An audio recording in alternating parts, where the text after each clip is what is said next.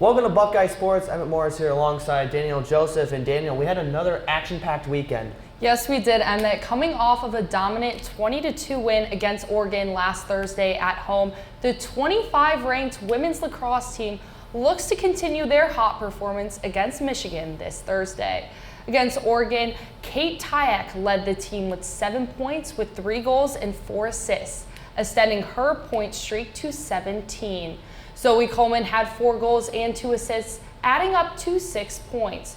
Her 6-point night was the second most in her career and most this season.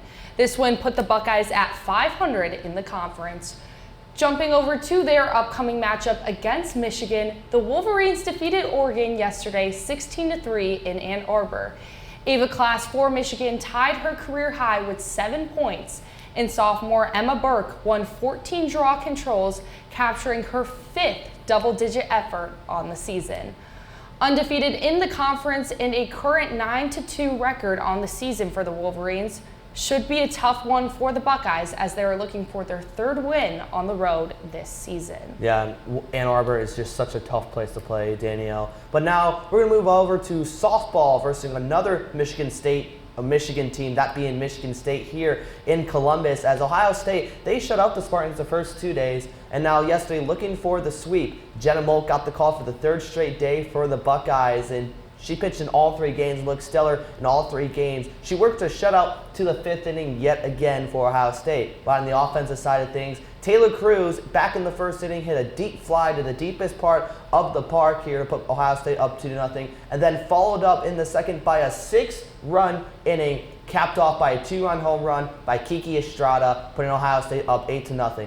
They would later score 2 more runs later in the game, and now moving to the top of the 5th inning, they're in Mercy Rule territory, of course, and Lexi Paulson came in and closed the game out as Ohio State won 10-0 via the Mercy Rule. Jenna Molk able to shut out the Spartans all weekend long, pitching all but 1 inning on the weekend, and now the Ohio State softball team will travel to an in-state battle versus Bowling Green on Tuesday.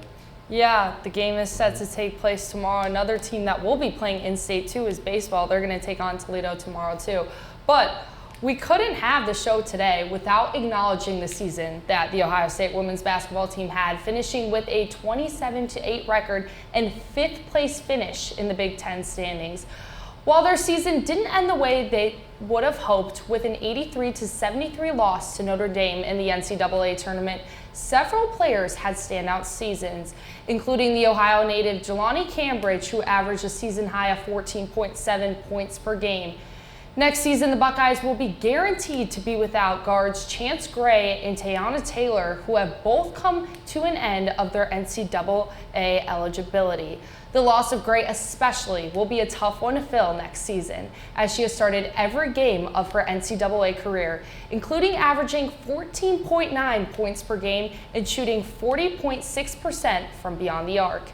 Should be interesting to see where Gray ends up, as she is eligible for this year's WNBA draft that is set to take place on April 13th. We'll be watching that very closely, and once again, great season for the women's basketball team. Now we finish off the day with our baseball team as they look to sweep the weekend series against Minnesota on the road.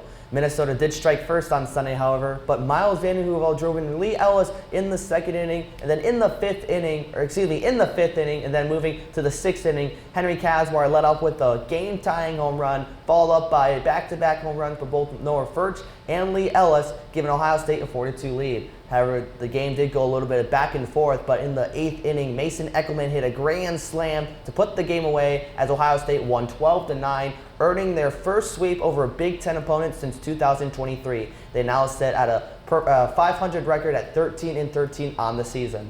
Yeah, should be a very good game tomorrow facing Toledo. Want to beat the Ohio team. Well, thanks for tuning in, everyone. We'll see you next week here on Buckeye Sports.